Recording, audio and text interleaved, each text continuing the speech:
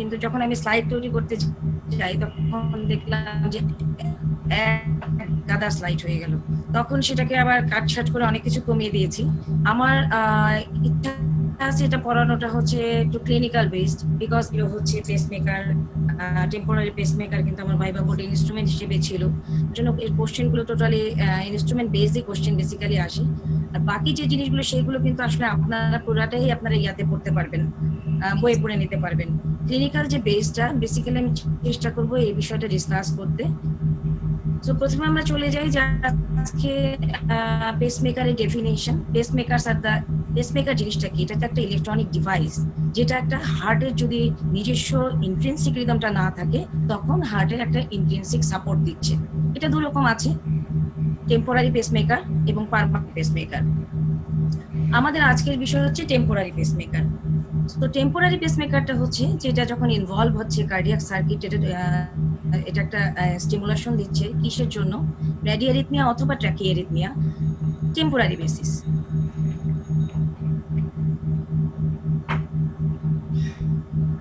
Indication সব বইয়ে এটা আছে, এটা আমার আলাদা করে পড়ানোর কিছু নাই। তারপরে একটু যাচ্ছি যে acute EMI, Mobius type 2 and complete heart block, new bivesicular block, trivesicular block, alternating LVBB এবং RBBB, hemodynamically significant sinus or junctional bradycardia with inadequate response to atropine, and others are leads to permanent pacing, termination of tachycardia, that is overdrive pacing during cardiac surgery when there is effect of AV node of his bundle, EP study. In case of right heart catheterization or complex intervention in RCA, we can use temporary pacemaker as a prophylactic basic, and some drugs that causes bradycardia like digoxin, beta blocker. Some relative contraindication, basically there are little contraindication, yes, poor vascular excess of platelet less than 50,000, like that. So temporary pacing methods are transcutaneous, transesophageal, that is rarely used, epicardial, and transvenous, that we use usually. Transcutaneous, it is the emergency treatment purpose, and the lead replacement you can see here, two posterior, one is anterior posterior position and anterolateral position. In case of anterior posterior position, you can see there is one is in front, in the V3, and another posterior aspect below the scapula, and anterolateral, one in the apex and another over the sternum. It is rare use. And the epicardial pacing, where you can use with at the time of like aortic valve replace surgery, Eastern anomaly. Here the some small fibers that is placed in the atrium and ventricle during the time of surgery. These are the routes: femoral vein, internal jugular vein, subclavian vein, brachial vein. I think our students are very much efficient to establish, to introduce a temporary pacemaker, and every day আমরা তো অনেক pacemaker করি। এই প্রসিডিউরটা তো আমরা আসলে temporary পেসমেকারটা করা আমার ধারণা আমার ফার্স্ট দিন ডিউটি করি যেদিন, সেদিনই টেম্পোরারি পেসমেকার করা শিখতে হয়েছে। গোলাম ভাই, আমাদের এখানে গোলাম ভাই যখন থাকে উনি আসে এবং আমরা খুব টেম্পোরারি পেসমেকার করাটা কিন্তু আমরা খুবই ভালো মতো শিখে যাই। কিন্তু আমরা যেটা পরীক্ষার হলে ফেস করি যে যখন আমরা কোশ্চেনের অ্যান্সার করা আমরা যখন করি, করার পরবর্তীতে যে সেটিংসগুলো, এটা শেখাটা হচ্ছে সবচেয়ে বড় জরুরি। সো আমাদের ফার্স্ট কাজ হচ্ছে quick guideline to pacemaker setup. First locate the pacemaker generator. আমরা ফার্স্টে দেখবো যে ব্যাটারিটা ঠিকমতো ফ্লাশ হচ্ছে কিনা, অ্যাট্রিয়াল আর ভেন্ট্রিকুলার আমরা এগুলো ওয়্যারটা চেক করব। পজিটিভ এবং নেগেটিভ লিডটা দেখবো, যে উপরে দুটো পজিটিভ এবং নেগেটিভ লিড আছে ওটা দেখবো। ওয়্যারের সাথে ঠিকমতো অ্যাপ্রোচ করছি যে অ্যাটাচমেন্টটা ঠিকমতো হচ্ছে কিনা দেখবো। এরপর পালস জেনারেটর অন করব, পেসিং রেটটা দেখব, আউটপুট সেট করব, সেন্সিটিভিটি সেট করব, পেশেন্টকে ক্লোজলি অবজার্ভ করব, এবং তারপর এটা হচ্ছে সিকিউর করবে। এটা কিন্তু মাস্ট জরুরি জিনিস যে আমরা যেন পেসমেকার, টেম্পোরারি পেসমেকার লিডটা সিকিউর করি, যেন পেশেন্টের মুভমেন্টের সাথে এটা নড়াচড়া না করে, বিকজ আমরা সাধারণত ফিমোরাল অ্যাপ্রোচটা ইউজ করি। পায়ের মুভমেন্টের সাথে এটা চেঞ্জ হয়ে যেতে পারে। সাম প্রিন্সিপালস অফ পেসিং, এখানে একটা ইলেকট্রিক্যাল সার্কিট আছে। সার্কিটটা কার মধ্যে? পেসমেকার আর পেশেন্ট এবং পেশেন্ট আর পেসমেকার, এর মধ্যেই তো আমাদের সার্কিটটা কাজ হচ্ছে। এটার মধ্যে একটা কাজ করে কি, কারেন্ট ফ্লো করে। কারেন্ট ফ্লো করে এবং এই কারেন্টটা আমরা মেজার করি কি দিয়ে? মিলি অ্যাম্পিয়ার দিয়ে। এটার মধ্যে একটা ফোর্স আছে, এই ফোর্সটা এই কারেন্টটাকে বা ইলেকট্রনটাকে মুভ করে। এই ফোর্সটাকে আমরা কিসে মেজার করি? দ্যাট ইজ যা ভোল্টেজ, ভোল্ট, মিলি ভোল্ট দিয়ে আমরা করি। আর ভিতরে আছে একটা ইম্পিডেন্স, যেটা হচ্ছে রেজিস্ট্যান্স। এনি কারেন্ট ফ্লোর সময় একটা কিন্তু রেজিস্ট্যান্স থাকে, এই রেজিস্ট্যান্সটা এখানে আছে এবং এটা সাধারণত আমরা ওহমে মেজার করি। দু রকম ওয়্যারিং সিস্টেম এখানে আছে, একটা হচ্ছে ইউনিপোলার বা একটা হচ্ছে বাইপোলার। ইউনিপোলার হচ্ছে যার একটা পোল থাকে এবং বাইপোলার যেটা দুটো পোল থাকে। ইউনিপোলারের তাহলে একটা পোল যেটা হচ্ছে অলওয়েজ আমরা যেটা মনে রাখি, আমি যেভাবে মনে রাখি সেটা হচ্ছে ডিসি, ডিস্টাল ক্যাথোড। ক্যাথোড হচ্ছে নেগেটিভ, সে নেগেটিভ যেটা হচ্ছে সেটা হার্টের মধ্যে কাছে যেটা থাকে সেটা হচ্ছে নেগেটিভ। ইউনিপোলারের ক্ষেত্রে যদি নেগেটিভ হয় হার্টের ওখানে, তাহলে এর পজিটিভ পার্টটা কোথায় থাকে? এই পজিটিভটা থাকে হচ্ছে পেসমেকার যেটা জেনারেটর আছে সেখানে। সেই পেসমেকার জেনারেটরের মধ্যে সিগন্যাল পাস হয়ে শরীরের বডি ফ্লুইড এবং টিস্যুর মধ্য দিয়ে। আর বাইপোলারের মধ্যে তো ওখানে দুটোই পাশাপাশি থাকে, এটা আমরা ছবি দেখলে দেখতে পাবো। একই সিস্টেম, যে নিচে থাকে হচ্ছে নেগেটিভ এবং তার উপরে যে আঁটা থাকে সেটা হচ্ছে পজিটিভ। আর কিছু টার্মিনোলজি আমাদের এখানে জানা দরকার আছে, সেটা হচ্ছে যে দুটো রেটে পেসমেকার জেনারেট করে বা রেট দেয়। একটা হচ্ছে ফিক্সড রেট, যেটা হচ্ছে অ্যাসিনক্রোনাস। এটা একটা ফিক্সড দিয়ে দেওয়া থাকবে, পেশেন্টের ইন্ট্রিনসিক রিদম যাই থাকুক না কেন এটা ফিক্সড রেটে ডেলিভার করতে থাকবে। আর সিনক্রোনাস যেটা, সেটা হচ্ছে যেটা আমরা ইউজ করে থাকি, যেটা হচ্ছে যে আমাদের ইন্ট্রিনসিক রেট যেটা আছে তার সাথে স্টিমুলাস, এটা হচ্ছে ডিমান্ড পেসিং, যেটা যে হার্টে যখন বিট হবে, বিট হওয়ার সাথে সাথে ও সেন্স করে বসে থাকবে এবং যখন বিট থাকবে না তখন সে পেস করবে, এটা হচ্ছে demand. So now we can discuss about the pacemaker system. Pacemaker system এর মধ্যে আছে হচ্ছে পালস জেনারেটর এবং পেসিং লিড। পালস জেনারেটর হচ্ছে এটা একটা পাওয়ার হাউস, যেটা জেনারেট করবে ইলেকট্রিক্যাল ইম্পালস, যেটা হার্টের মধ্যে যেয়ে, লিডের মধ্য দিয়ে যে হার্টে যেয়ে সেখানে মায়োকার্ডিয়ামকে ডিপোলারাইজেশন করবে। ডিপোলারাইজেশন করলে কি হবে? সেখানে আমাদের হার্টটা বিট করবে এবং এটার একটা ব্যাটারির যে সোর্স থাকে সেটা হচ্ছে 9 ভোল্ট অ্যালকালাইন ব্যাটারি। আমাদের কি হাসপাতালে যেটা আমরা ইউজ করি সেটা কি এরকম চেহারা? জি ম্যাডাম, এরকম চেহারা আছে, একটা ভাঙা একটা আছে, ভাঙা একটা আছে। আচ্ছা, যাই হোক, আমার পরীক্ষার বোর্ডে ছিল সেটা হচ্ছে এই ভাঙাটাই, জানি না তখন ভাঙা ছিল না, হয়তো এখন এটা ভেঙে গেছে। এখন কি মানে সেম টাইপ থাকে তো নাকি, নাকি ভাঙাটাই ইউজ হচ্ছে? ভাঙাটা ম্যাডাম 60 এর উপর আর রেট ওঠে না, ফিক্সড। ওটা একটা মানে লিপোব্যান্ড দিয়ে আটকানো। আচ্ছা, আসলে উচিত একটা নতুন দিয়ে দেওয়া।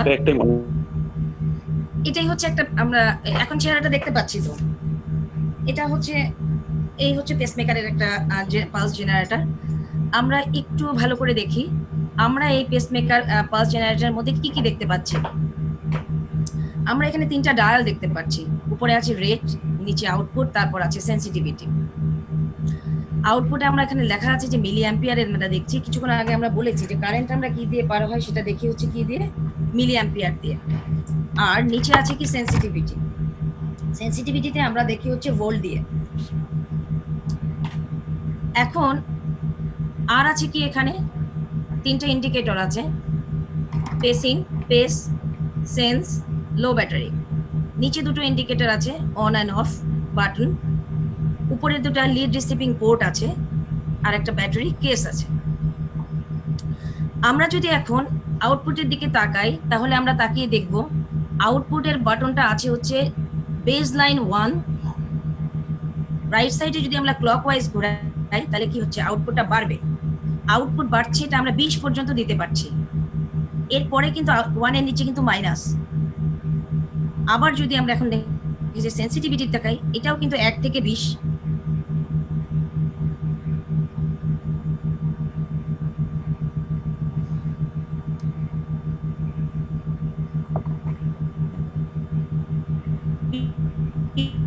একটা লিড সিস্টেমের ছবি। লিড সিস্টেমের সামনে আমরা দেখতে পাচ্ছি যে এখানে একটা দুটো দেখা যাচ্ছে, এটা বাইপোলার লিড সিস্টেম, সামনে নেগেটিভ এবং পিছনে পজিটিভ। এটা একটা ডিফারেন্স আছে ইউনিপোলার এবং বাইপোলার লিডসে। ইউনিপোলার বাইপোলার লিডসের ডিফারেন্সটা আমার মনে হয় আপনারা সবাই এটা ছবি দেখে একটু ক্লিয়ারই হয়ে যাচ্ছে। এটা ডিফারেন্সটা লেখা আছে, আপনারা এটা পড়ে নিতে পারবেন যে একটা স্মল হবে ইউনিপোলার, স্মলার হবে, বাইপোলার লার্জার হবে। ইউনিপোলারে দুটো ইলেকট্রোড থাকে, একটা ইলেকট্রোড, বাইপোলারে দুটো ইলেকট্রোড, এখানে একটা কন্ডাক্টর, ওখানে দুইটা কন্ডাক্টর। এটা যেহেতু দুটো কন্ডাক্টরের জন্য এটা ওয়াইড হয়, ওটা ন্যারো হয়। সো এটা হচ্ছে সেন্সিং এরিয়াটা স্মল থাকে, এটা তো দুটো পোলের মধ্যে, এটা তো বডির পুরো এরিয়াটাকে পার হতে হচ্ছে, সো এটার এরিয়াটা থাকে লার্জ। এবং পেসিং স্মাইল বাইপোলারে ছোট থাকে, ইউনিপোলারে বড় থাকে। এবার হচ্ছে পালস জেনারেশন। পালস জেনারেশনটা কি? পালস জেনারেশনটা হচ্ছে যে আমাদের যে মেশিনটা পালস জেনারেটর যেটা প্রডিউস করছে ইলেকট্রন একটা ফায়ার করছে, মানে সেখানে স্টিমুলেশন দিচ্ছে। স্টিমুলেশন দেওয়ার জন্য মেশিনের যে ফায়ারিং যে ইয়াটা আসবে সেটা হচ্ছে একটা স্পাইক আসবে, সেটা তার পালস জেনারেশন। তাহলে মেশিন পালস জেনারেটর কাজ করছে, সে একটা পালস জেনারেশন দিচ্ছে। তো ইসিজিতে আমরা পাবো একটা স্পাইক। ক্যাপচার, ক্যাপচার হচ্ছে পালস জেনারেশন যখন পালস দিচ্ছে, স্পাইক দিচ্ছে বা ফায়ার দিচ্ছে, তখন তার মানে কি দিচ্ছে? সে দিচ্ছে স্টিমুলেশন মায়োকার্ডিয়ামের মধ্যে।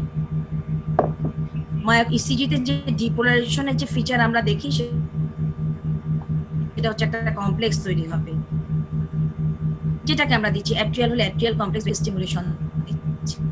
সো ক্যাপচার হচ্ছে একটা সাকসেসফুল কমপ্লেক্স, যে কমপ্লেক্সটা পালস জেনারেটরের ওখানে একটা তৈরি হচ্ছে complex. This is the capture. Stimulation গুলো কিন্তু পরীক্ষার হলে আমাকে ধরেছিল খুব বেশি এবং খুব সহজেই প্যাচ খেয়ে যায়, এবং মানে এটা আমি বলতে বলতে আমার ধারণা আমার নিজের মধ্যেই উলটপালট হয়ে যেতে পারে। আচ্ছা, স্টিমুলেশন থ্রেশহোল্ডটা কি? থ্রেশহোল্ড হচ্ছে সেই মিনিমাম কারেন্ট যেটা এই হার্টকে স্টিমুলেট করে একটা ক্যাপচার তৈরি করতে পারে, সেই মিনিমাম কারেন্টটা হচ্ছে থ্রেশহোল্ড। তাহলে আউটপুট কি? আউটপুট হচ্ছে যে টোটাল কারেন্ট, যে কারেন্টটা দিয়ে আমরা ক্যাপচারটা করছি। আর সবচেয়ে কম অ্যামাউন্ট কারেন্ট দিয়ে যে ক্যাপচারটা করতে পারছি সেটা হচ্ছে থ্রেশহোল্ড।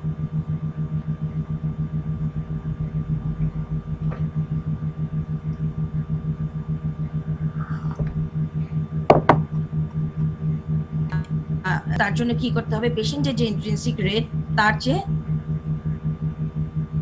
রেটটাকে ঠিক করব। করার পর এখানে কিন্তু এখানে যারা কারো কোনো প্রশ্ন থাকলে এখানেই প্রশ্নটা করবেন। কিন্তু স্টিমুলেশন থ্রেশহোল্ডের সময় আউটপুট বাটনটা আমি কি করব?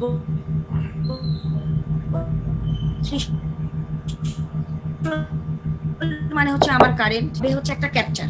পেশেন্টের রেট আমি কি করব? বাড়িয়ে দিব 10 মিলিমিটার বেশিতে, 10 বিট বেশিতে, তাহলে তো ক্যাপচার হচ্ছে। এরপর কারণ আমি আগে আপনাকে বলেছি যে কাউন্টার যখন ক্লকওয়াইজ যাবে তখন হচ্ছে আউটপুটটা বাড়বে, মিলিঅ্যাম্পার যেটা সেটা আমরা বাড়াচ্ছি। কাউন্টার ক্লকওয়াইজ গেলে এটা কিন্তু আউটপুটটা কমবে। তখন কমতে কমতে কি হবে? একসময় আমাদের এমন এমন কারেন্ট চলে আসবে যেখানে আর কোনো ক্যাপচার নাই, মানে এই অ্যামাউন্টের নিচে আর কোনো ক্যাপচার করতে পারছে না, এই কারেন্ট দিয়ে স্টিমুলেশন দিতে পারছে না। তাহলে যেই পয়েন্ট থেকে আমার ক্যাপচারটা নাই হলো, তাহলে জাস্ট আগের পয়েন্টটাই আমার ক্যাপচার করছে, ওইটাই লাস্ট ইলেকট্রিক্যাল কারেন্ট যেটা দিয়ে আমাদের ক্যাপচার হচ্ছে। তাহলে সেই কারেন্টটাই হচ্ছে আমাদের থ্রেশহোল্ড। এর নিচে চলে গেলে কি হবে? এর নিচে চলে গেলে আর কোনো ক্যাপচার হচ্ছে না। তার মানে আমার যদি এইটার নিচে যে ক্যাপচার হচ্ছে না, তাহলে এই পয়েন্টটাই আমার সেই থ্রেশহোল্ড ভ্যালু, যেই ভ্যালুতে ক্যাপচার হচ্ছে। সো আমরা যখন নিচে নামালাম তখন আমরা তাহলে আস্তে করে আবার একটু উপরে উঠিয়ে দিলাম বা ক্লকওয়াইজ ঘুরিয়ে দিলাম, কোন জায়গায় যে স্টিমুলেশন থ্রেশহোল্ডটা আমরা পাচ্ছি, অর্থাৎ ক্যাপচার শুরু হলো। এটাই হচ্ছে স্টিমুলেশন থ্রেশহোল্ড। এটাকে আমরা কি করব? ভ্যালুটাকে সেফটি করার জন্য 2 to 3 টাইমস গ্রেটার রাখতে হয় আউটপুটকে। আউটপুট তো টোটাল যে কারেন্ট দিয়ে আমরা স্টিমুলেশন দিচ্ছি আর থ্রেশহোল্ড হচ্ছে মিনিমাম কারেন্ট যেটা দিয়ে স্টিমুলেশন আসছে। এই জন্য আউটপুট আমরা রাখছি 2 ইন্টু থ্রেশহোল্ড প্লাস 1। এখানে কারো বোঝার অসুবিধা আছে?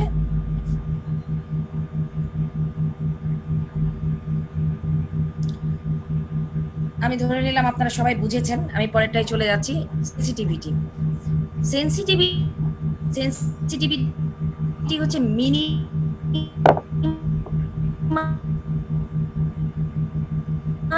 ইলেকট্রোগ্রাম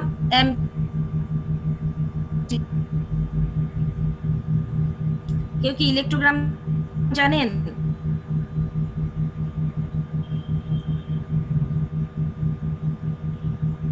হ্যালো, এটা কোথাকার আরের হাইট? আরের হাইটটাকে আমরা সাধারণত কাউন্ট ইন্টারকার্ডিয়াক ম্যাডাম, ইন্টারকার্ডিয়াক। ইন্ট্রাকার্ডিয়াক আরের যে হাইট সেটা হচ্ছে ইলেকট্রোগ্রাম। যদি ইলেকট্রোকার্ডিওগ্রাম যেটা আমরা ইসিজি করি সেটা সারফেস ইসিজি। যদি হার্টের মধ্যে গিয়ে আমরা দেখতে পারতাম যে ওখানে আরের হাইটটা কত, সেটা হচ্ছে ইলেকট্রোগ্রাম। সো আমাদের এখানে মেশিনের মধ্যে যেটা সেট করা থাকে সেটা হচ্ছে হার্টের মধ্যে গিয়ে যে আমরা কোন অ্যাম্প্লিটিউডটা দিয়ে সেট করব, এবং তারপর সে সেন্সিটিভ মানে কি? সেন্সিটিভ মানে হচ্ছে মেশিন একটা জিনিসের পেসমেকার পেস করছে, মেশিন যে আমাদের হার্ট রিদম হচ্ছে, সে চুপ করে বসে থাকলো, মানে আমার আইডিয়া আছে, মেশিন বুঝতেছে যে তার আইডিয়া আছে যে হার্টটা চুপ পেস করছে, হার্ট রিদম দিচ্ছে, নিজে যে বসে থাকবে চুপ করে, এটাই তার সেন্সড। তাহলে minimum electrogram amplitude required to register as a sensitive. So আমরা তো একটা জিনিস যখন সেন্সিটিভিটি আমরা বলছি, সেন্সিটিভিটি হচ্ছে এমন জিনিস, আমরা একটু অন্য মানুষের ক্ষেত্রে চিন্তা করে দেখি যে সেন্সিটিভিটি জিনিসটা হচ্ছে যে একটা মানুষের মধ্যে যে ক্যারেক্টার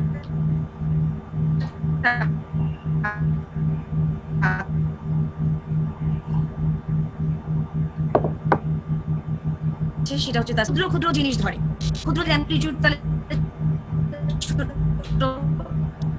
তাহলে একটা মানুষের যখন সেন্সিটিভিটি বাড়াতে হবে,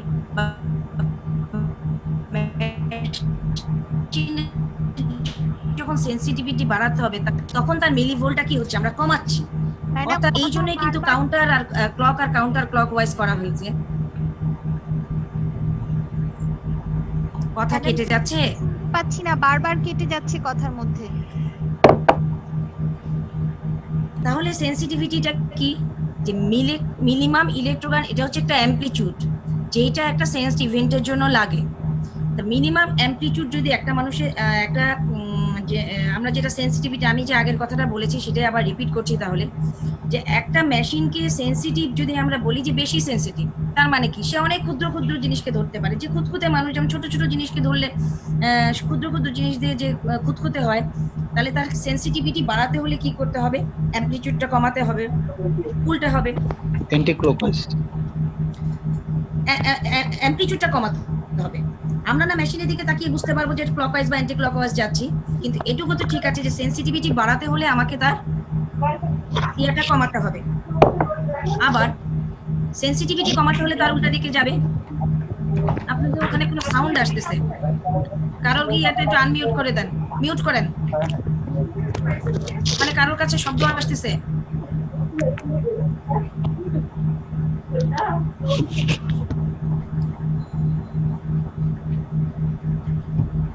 যখন সেন্সিটিভিটি তাহলে আমরা কোনো জায়গায় কমাতে হয়, তাহলে তার অ্যাম্প্লিটিউডটা বাড়াতে হবে। পরে গেলে আমরা বুঝ। আর সেন্সিংটা কি? সেন্সিংটা হচ্ছে মেশিনের অ্যাবিলিটি, পালস জেনারেটরের অ্যাবিলিটি, যে সে যখন দেখবে যে একটা মায়োকার্ডিয়ালকে ইলেকট্রিক্যাল অ্যাক্টিভিটি আছে বা একটা পেসিং রিদম আছে, ইনক্রিজিং রিদম আছে, সে ওটাকে দেখে চুপ করে বসে থাকবে, অথবা দেখবে যে কোনো মেশিনে কোনো ইম্পালস নাই, সে তখন একটা পালস জেনারেশন দিবে। এটা তার সেন্সিং।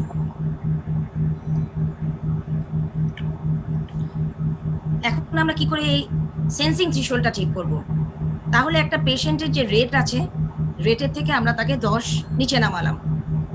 এখানে একটা সবচেয়ে লোয়েস্ট একটা আউটপুট দিয়ে রাখতে হবে, যেখানে আমাদের আউটপুট ব্যাটমের কিন্তু সবচেয়ে লোয়েস্ট হচ্ছে 0.1 মিলি অ্যাম্পিয়ার। সেখানে আমরা আউটপুট দিয়ে রাখলাম, অর্থাৎ খুবই অল্প কারেন্টে আমরা তাকে সেন্সিটিভিটিটা টেস্ট করব। এরপর আমরা কি করব, প্রথমে তার সেন্সিটিভিটিটা কমাবো। সেন্সিটিভিটি যখন কমাতে হবে তখন তাহলে আমি কি করতে হবে, এখানে আপনারা কেউ অ্যান্সার করেন। যদি আমরা কোনো জিনিসের সেন্সিটিভিটি কমাতে চাই, অর্থাৎ তাকে কম সেন্সিটিভ করব, কম সেন্সিটিভ করার জন্য তার আসলে প্যারামিটারের ডায়ালটা কি হবে, বা তার আমার প্যারামিটার ডায়াল বাদ দেন, আমাদের তার কি কমাতে বা মানে এটা কমাতে হবে না বাড়াতে হবে? বাড়াতে হবে। অ্যামপ্লিটিউড বাড়াতে হবে ম্যাডাম, অ্যামপ্লিটিউড বাড়াতে হবে। অ্যামপ্লিটিউড বাড়াতে হবে। সো যখন আমার একটা সেন্সিটিভিটি কমাবো, তার মানে তার অ্যামপ্লিটিউড বাড়াবো। অ্যামপ্লিটিউড বাড়াবো মানে হচ্ছে আমার এটা কাউন্টার ক্লকওয়াইজ ঘোরাবো, যতক্ষণ পর্যন্ত আমরা দেখব যে পেস ইন্ডিকেটর, মানে আমাদের পেসিং চলছে, পেসিং যে চলছে সেটা যতক্ষণ পর্যন্ত কন্টিনিউয়াসলি না চলতে থাকে। এবং এক সময় কি হবে, পেস ইন্ডিকেটর যখন ইয়া হয়ে মানে যতক্ষণ আমার পেস ইন্ডিকেটর ফ্ল্যাশ করতে থাকবে সেটা আমরা করাবো। এরপর করার পর আমরা দেখব যে এটা তো পেসিং হচ্ছে, এরপর কতক্ষণে দেখবো যে মানে তখন কি করবো, আমরা সেন্সিটিভিটি তার বাড়াবো। বাড়ানোর পর এক সময় কি হবে, তখন তার সেন্সিটিভিটি যখন বাড়াবো তখন আমার বাড়াতে হলে ক্লকওয়াইজ ডায়াল করতে হবে। ক্লকওয়াইজ যখন ডায়াল করব, এক সময় পেশেন্ট কি করবে, পেসিং ইন্ডিকেটর যেটা সেটা তার বন্ধ হয়ে যাবে ফ্ল্যাশ করা, এবং সেন্সিং ইন্ডিকেটর তখন ফ্ল্যাশ করবে। মানে পেশেন্ট যেখানে মেশিনটা সেন্স করবে আমার সেই পর্যন্ত করতে হবে। এটা তার হচ্ছে সেন্সিং থ্রেশহোল্ড। সেন্সিং থ্রেশহোল্ডটা আসার পর এটাকে আমরা হাফ ভ্যালু করে রাখি, এটা হচ্ছে সেফটি মার্জিন।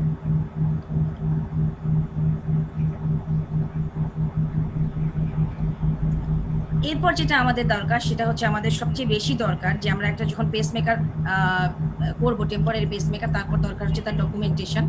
ডকুমেন্টেশনের জন্য আমাদের অবশ্যই ডেট অ্যান্ড টাইম লিখতে হবে, আমাদের কোনো ওয়ারেন্টি ইন্টারভেনশন লেগেছে কিনা সেটা লিখতে হবে, কোনো ভাইটাল সায়েন্স যেটা ছিল সেগুলো লিখতে হবে, ইসিজি করতে হবে বিফোর এবং after initiation, rate, mode, output, sensitivity এটা আমরা কততে সেট করেছি সেটা লিখে দিতে হবে, কোনো মেডিকেশন দিয়েছি কিনা সেটা দিতে হবে, এবং তখন যখন আমরা ডিসকন্টিনিউ করবো সেটাও কিন্তু এখানে লিখে রাখতে হবে।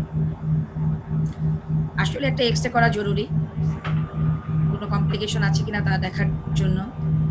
এবং এগুলো হচ্ছে কমপ্লিকেশনস, ওভার বা under sensing, pneumothorax, haemothorax, myocardial perforation হতে পারে, কার্ডিয়াক টেম্পোনেন্ট হতে পারে, air embolism, lead displacement, failure two pace, competition failure বা ক্যাপচার হিকআপ থাকতে পারে, থ্রোম্বোসিস এম্বোলিজম হতে পারে, যে কোনো অ্যারিথমিয়া ডেভেলপ করতে পারে।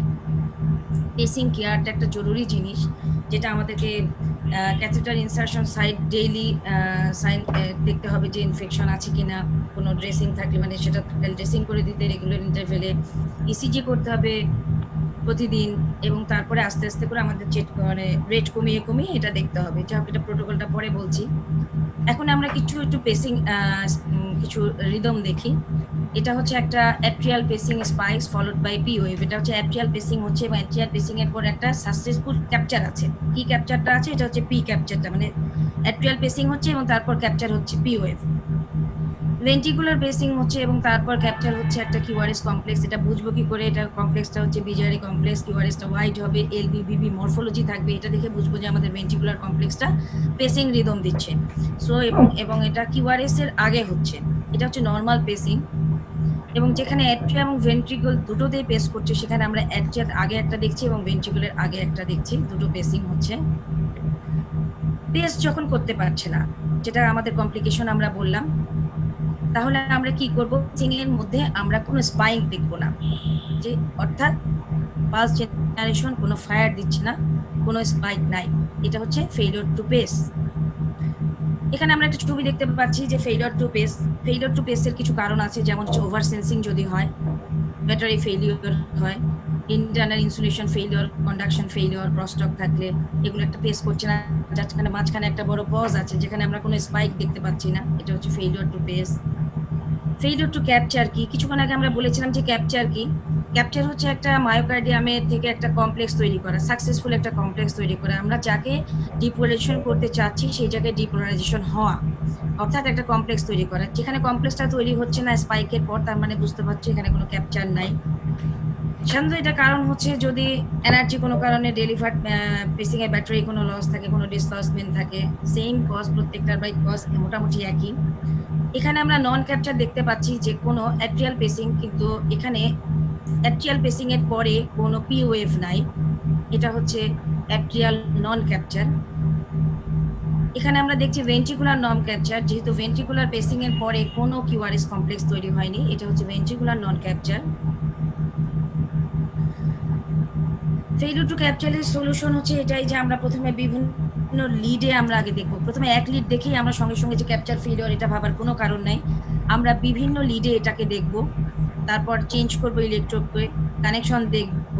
তারপর যখন আমার ফেইলিউর টু ক্যাপচার হচ্ছে কেন, তাহলে আমার বুঝতে হবে এটা একটা কারণ থাকতে পারে যে আমার কোনো কারণে আমি যে কারেন্টটা দিচ্ছি সেই কারেন্টটা কম হচ্ছে, অথবা ওটার লেভেলে থ্রিশোল্ড লেভেল বেড়ে গেছে, যে জায়গায় ওটা সেট করা আছে ওই জায়গায় থ্রিশোল্ড বেড়ে গেছে, তাহলে আমার কারেন্টটা বাড়িয়ে দিতে হবে। তার মানে কারেন্ট বাড়ানো মানে আউটপুট বাড়াতে হবে, তাহলে এই ক্ষেত্রে আমার মিলি অ্যাম্পিয়ার বাড়াতে হবে, অথবা ব্যাটারি চেঞ্জ করতে হবে। ফেইলিউর টু সেন্স, পেশেন্টের যে ইন্ট্রিনসিক রিদমটা আছে সেটা মেশিন যখন বুঝতে পারছে না, এটা হচ্ছে ফেইলিউর টু সেন্স। অথবা মেশিনে ওখানে রিদম আছে, মেশিন সেন্স করতে পারছে না কিন্তু দিয়ে দিচ্ছে বিট। হয় সে ওভার সেন্সিং হচ্ছে, ওভার সেন্সিং হলে আন্ডার পেসিং হবে, এবং আন্ডার সেন্সিং হলে ওভার, হয় সে বুঝতে পারছে না সে দিয়ে দিচ্ছে রিদম, অথবা সে যেটা রিদম আছে সেখানে সে বুঝছে এবং বুঝছে না, সে সে জায়গায় আবার রিদম না দিয়ে, যেখানে দরকার সে রিদম না দিয়ে বসে আছে, সেটা হচ্ছে ফেইলিউর টু সেন্স। সেম কারণ একই, হয় মেশিনের সমস্যা, অথবা লিডের সমস্যা, অথবা ইলেকট্রোলাইট ইমব্যালেন্স, ব্যাটারি প্রবলেম। এখানে আমরা অ্যাট্রিয়াল আন্ডার সেন্সিং দিতে পারছি। অ্যাট্রিয়াল আন্ডার সেন্সিং হচ্ছে মেশিন বুঝতে পারছে না যে পি কোথায় পড়ছে, সে আন্ডার সেন্স করছে এবং সে যে কোনো জায়গায় একটা করে স্পাই রাখছে, সে ইন্ট্রিনসিক যে পি রিদমটা আছে সেটা সে দেখতে পাচ্ছে না, এটা হচ্ছে atrial under sensing. Ventricular under sensing এখানেও তাই, যে সে কিউআরএসটা বুঝতে পারছে না, সে বিভিন্ন জায়গায় স্পাইক দিচ্ছে কিন্তু কোন জায়গায় স্পাইক দিচ্ছে সেটা সে বুঝতে পারছে না, যার জন্য এটা একটা ভেন্ট্রিকুলার আন্ডার সেন্সিং আমরা দেখতে পাচ্ছি। ফেইলিউর টু সেন্সের সলিউশন হচ্ছে এটাই, ফেইলিউর টু সেন্স যখন আন্ডার সেন্সিং হচ্ছে, এটা কিন্তু আমরা আগের যে ছবিগুলো দেখলাম এটা দেখলাম আন্ডার সেন্সিং। আন্ডার সেন্সিং হলে আমাদের প্রত্যেকটা জিনিসের ফার্স্টে সলিউশন হচ্ছে কি একটা রিদমে দেখবো না, আমরা বিভিন্ন ইসিজি করে এটার মধ্যে আমরা দেখার চেষ্টা করব, এবং তারপর আমার যদি কোনো প্রবলেম থাকে আগে ইলেকট্রোড চেঞ্জ করব, ব্যাটারি চেঞ্জ করব। এখন একটা জিনিস দেখবো যে আমরা দেখবো যে ওখানে আন্ডার সেন্স, আন্ডার সেন্স হচ্ছে তার মানে আন্ডার সেন্সিং মানেটা কি, তার রিদমটা মানে সেন্সিং আন্ডার হচ্ছে তার মানে সে হচ্ছে তার মিলিভোল্ট বেশি করা আছে ওখানে, কোনো কারণে সেটা সে বুঝতে পারছে না যে মিলিভোল্ট বেশি, তখন তার কি করতে হবে, আমাকে ইনক্রিজ করে দিতে হবে মিলিভোল্টটাকে ডিক্রিজ করে দিতে হবে, মানে হচ্ছে পেসমেকারের সেন্সিটিভিটি বাড়াতে হবে। পেসমেকারের সেন্সিটিভিটি বাড়ায় আমার, তার মানে হচ্ছে মিলিভোল্ট যেটা আছে সেটা ডিক্রিজ করতে হবে, যে অরিজিনাল যে রিদম আছে সেই রিদমটাকে ধরতে পারছে না, রিদমটা ধরতে পারছে না কারণ তার মিলিভোল্টটা বাড়ানো আছে। তখন যদি আমি তাকে ওটা কমিয়ে দেই তাহলে সে ওই অরিজিনাল রিদমটা ধরতে পারবে, এটা তাকে, তার মানে তার সেন্সিটিভিটি বাড়াচ্ছে। আর একটা হচ্ছে ওভার সেন্সিং। ওভার সেন্সিং ওই একই জিনিস, যে যদি আমরা পেসমেকার দেখা যাচ্ছে ও রিদম যেহেতু নাই কিন্তু সে ইনহিবিট হয়ে বসে আছে, যার ফলে কোনো কমপ্লেক্স দিচ্ছে না, এটা হচ্ছে ওভার সেন্সিং। ওভার সেন্সিং মানে, ওভার সেন্সিং অলওয়েজ মনে রাখবেন, আন্ডার সেন্সিং মানে ওভার পেসিং, ওভার সেন্সিং মানে আন্ডার পেসিং। এটা হচ্ছে অ্যাবনর্মাল পেসিং, এটা ইসিজিতে খুব একটা ভালো বোঝা যাচ্ছে না। ওভার সেন্সিং এর জন্য আমাদের ওই একই জিনিস যা উল্টা করতে হবে, পেসমেকারের সেন্সিটিভিটি ডিক্রিজ করতে হবে, যার মানে মিলিভোল্ট বাড়াতে হবে। এবার আমরা আছি টিপিএম উজ্জ্বল প্রোটোকলে।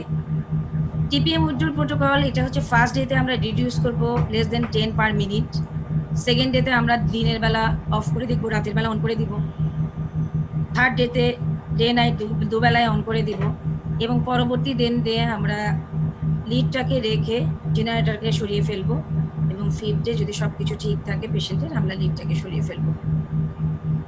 ইউজুয়ালি ডিউরেশন 10 থেকে 14 দিন আমরা সাধারণত রাখি। সবাইকে ধন্যবাদ ফর পেশেন্স হিয়ারিং। মনোয়ার ভাইকে মনে করলাম যে মানুষটাকে আসলে কখনোই ভোলা যায় না, এরকম একজন মানুষ আমাদের মাঝখান থেকে চলে গেছে এই করোনার ছোবলে। ধন্যবাদ। হ্যালো, বলেন। স্যাররা জিজ্ঞেস করে প্রায় সময় ইন্ডিকেশন অফ ডিপিএম। তো এটা প্রথমে স্যাররা শুনতে চাই, শুনলাম আর কি। ডিজেনারেটিভ, 1 নম্বর ডিজেনারেটিভ কমপ্লিট হার্ট ব্লক, 2 নম্বর সিরিয়াস সিম্পটমেটিক ব্র্যাডিকার্ডিয়া, এভাবে একটা সিরিয়াল আছে আর কি। আপনি একটু বলবেন কোনটা 1 নম্বর, কোনটা 2 নম্বর বলবেন? ইন্ডিকেশন অফ ডিপিএম এটা হচ্ছে আমরা যেটা প্রথমে আপনি আমি ইয়াতে চলে যাই। এটা হচ্ছে কি আমাদের টিপিএম এর মেন নিউজটা কোথায়? মেন নিউজটা কিন্তু শুরুতে, যে একটা রোগী যদি ব্র্যাডিকার্ডিয়া থাকে এবং অ্যাসিস্টোল থাকে, এটাই তো মেন নিউজ। এটা দিয়েই শুরু করবে। তারপর তো আমাদের অ্যাকুইট এমআই সেটিং এ যেগুলো আছে, যে ক্ষেত্রে আমরা করব সেটা বলবেন। অ্যাকুইট এমআই সেটিং এ যখন আছে তখন তার যে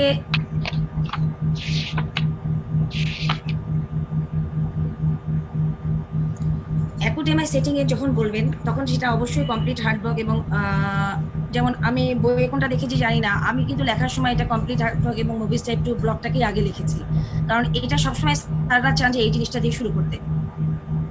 তারপর বাইফেসিকুলার, ট্রাইফেসিকুলার এইসব জিনিস নিয়ে ওনাদের খুব একটা চিন্তা নাই। চিন্তা এটা নিয়ে যে আমরা কমপ্লিট হার্ট ব্লক দেবো কিনা বা তারপর মুভিস টাইপ 2। এটার পরবর্তীতে কিন্তু আর বাকি জিনিসগুলো সেম, এগুলোর মধ্যে এমন কিছু নাই। প্রথমে একটা symptomatic bradycardia asystole, anything symptomatic bradycardia asystole, এটাই 1 নাম্বার। এবং তারপরে হচ্ছে তার এমআই সেটিং এ আপনি কমপ্লিট হার্ট ব্লক বা second degree Mobitz type 2 AV block দিয়ে বলে তারপর বাকিগুলো।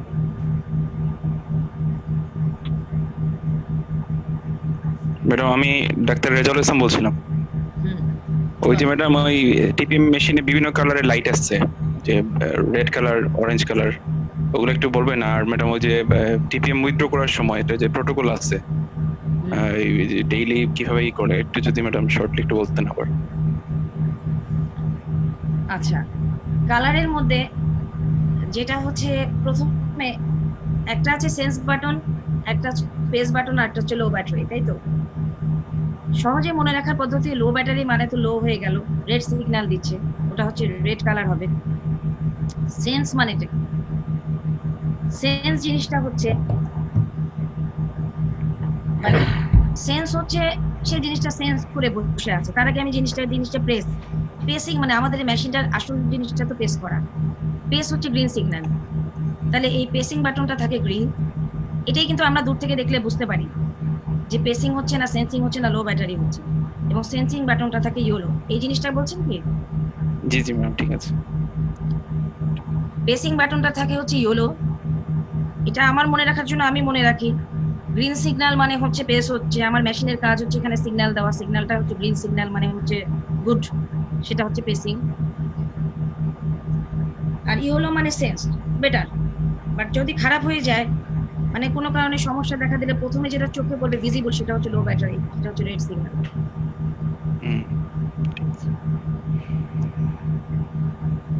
আর একটা প্রোটোকলের ব্যাপারটা আমি আপনার বুঝিনি, কোশ্চেনটা কি প্রোটোকল?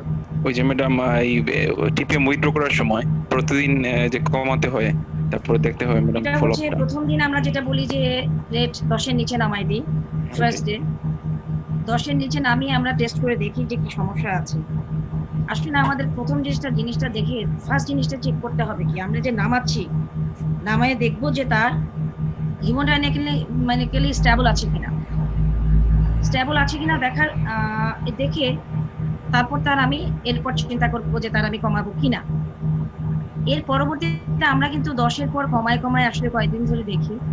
আমরা যেটা সেকেন্ড ডেতে বলি যে আমরা যখন পেসমেকার জেনারেটরটাকে আমরা শুধু এই যে অফ করে রাখার চেষ্টা করি, যদি সে কমে কাজ মানে তার কোনো প্রবলেম না হয়, তখন আমি পেসমেকার জেনারেটরটাকে দিনের বেলা অফ করে রাতের বেলা অন রাখি, কারণ রাতের বেলা যদি কোনো প্রবলেম অ্যারাইজ করে এটা কেউ দেখবে না। থার্ড ডেতে আমরা গিয়ে ডে এবং নাইট দুবেলা অফ করে রাখি, এরপর আমরা জেনারেটর অফ করি এবং লিডটাকে রেখে দিই। অর্থাৎ আমরা একটা পেসমেকারের জন্য কতটুকু চিন্তা করি যে যেটা যে কোনো সময় এটা বন্ধ হলে একটা প্রবলেম দেখা দিতে পারে, কারণ এটা তো একটা মানুষকে বাঁচিয়ে রেখেছে। আমার নিজের অভিজ্ঞতায় আমি দেখেছি যে আমাদের একটা পেশেন্টের স্যার বললেন যে একটু অফ করে ইসিজি করে দেখো, জাস্ট আমার চোখের সামনে, যেটা মানে আমাদের কেন থাকা ওখানে জরুরি, জাস্ট আমার সামনে ছিল বলে অফ বাটনটা অফ করা মাত্রই পেশেন্টের সঙ্গে সঙ্গে কেমন জানি চোখ মুখ পুরো অন্যরকম হয়ে গেল, তাড়াতাড়ি আমরা অন করে দিলাম। মানে এত কুইক যে এফেক্ট হতে পারে সেটা আমি সেদিন আমার চোখের সামনে দেখেছি। এই জন্য তখন প্রশ্ন যে আমরা অন আর অফের ব্যাপারটা কি? অন তো খুব সহজে করা যায়, চাইলে কি অফ সহজে করা যাবে? অফ করার সিস্টেমটা কি সবাই নিশ্চয়ই জানেন এটা।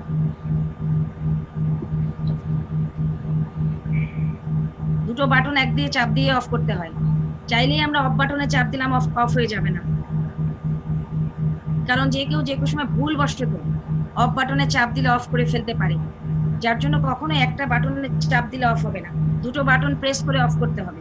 কিন্তু অনের বাটনে চাপ দিলেই অন হবে।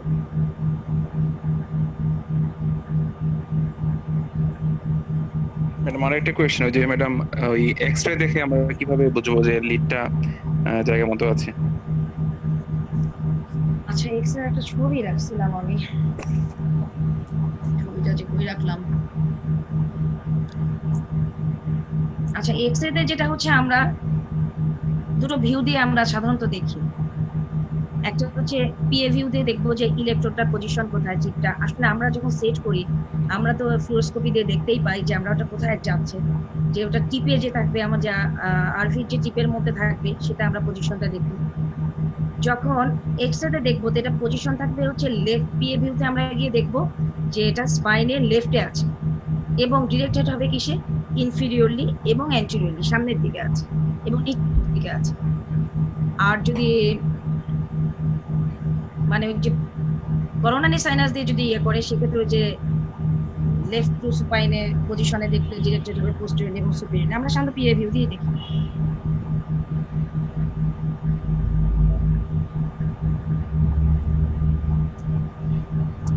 আর কিছু আমি প্রশ্ন করবো? ডক্টর সোহেল ম্যাডাম, ভালো আছেন ম্যাডাম? হ্যাঁ সোহেল বল। আমার একটা কোশ্চেন ছিল ম্যাডাম, পরীক্ষার হলে প্রায়ই স্যারা কোশ্চেনটা করে আমরা একটু বিব্রত হই যে আসলে সঠিক অ্যান্সারটা কি। যে এখানে আমরা যে লিডটা বসাই, লিডের টিপটার ডিরেকশনটা কোথায় হবে? Location and direction of the tip.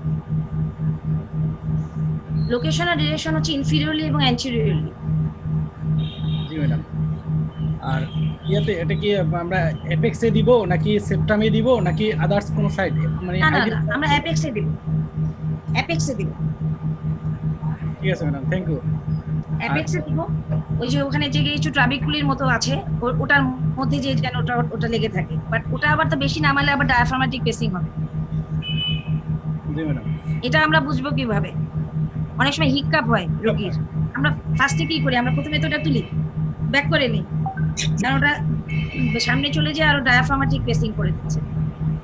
G madam, thank you madam. আর একটা বিষয় হলো ম্যাডাম, আমরা একটু লেকচারটা ভালোই ছিল কিন্তু একটু ইন্টারাপশন হয়েছে ইন্টারনেটের জন্য। তো যদি ম্যাডাম এটা একটু আমাদের গ্রুপে দিয়ে দিতেন তাহলে আমাদের একটু ভালো হতো, পরীক্ষার জন্য খুব কাজে লাগতো। আমি গ্রুপে দিয়ে দিব। জি madam, thank you madam.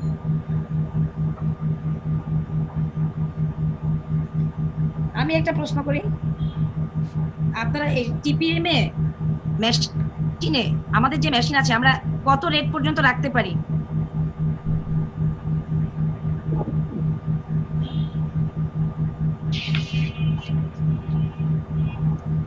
TPM মেশিনে আমরা কত রেট পর্যন্ত দিতে পারি হাইয়েস্ট? 120। ওখানে আপনারা যে দেখবেন যে বাটনটা আছে না, ওটা 180 পর্যন্ত আছে, ওর পরে আর নাই। এই 180-র উপর পর্যন্ত কিন্তু আমরা এর পরে কিন্তু আর দিতে পারি না। আইডিয়ালি কত পর্যন্ত দেই ম্যাডাম? আমাদের তো টার্গেট থাকে ব্রেড। আমরা তো ওভারড্রাইভ পেসিং দেই না, ওভারড্রাইভ এগুলো আমরা এখানে করি না। ওভারড্রাইভ করতে গেলে বেশি রেট দিতে হবে। আমরা ইউজুয়ালি 90-র মধ্যে রাখি, যেখানে যেটুকু দরকার। আমরা সাধারণত এর থেকে বেশি কমাই, আমরা বরং আরো কমের দিকে রাখি। কারণ কমে রাখার কারণ কি? কমে রাখার কারণ হচ্ছে যে ব্যাটারির যে ইউজটা আমরা কম রাখার চেষ্টা করি, নাহলে তো যে কোনো সময় দেখা যাবে খুবই যদি ওভার ইউজ করি, তাহলে এই জন্য আমরা কিন্তু সবকিছু কম রাখি, চেষ্টা করি কারেন্ট কম দিতে, ব্যাটারি যেন বেশি ইউজ না হয় সেই অবস্থা করে রাখি। যার জন্য আমরা রেট একটু সাধারণত 60 থেকে 90-র মধ্যে রাখি।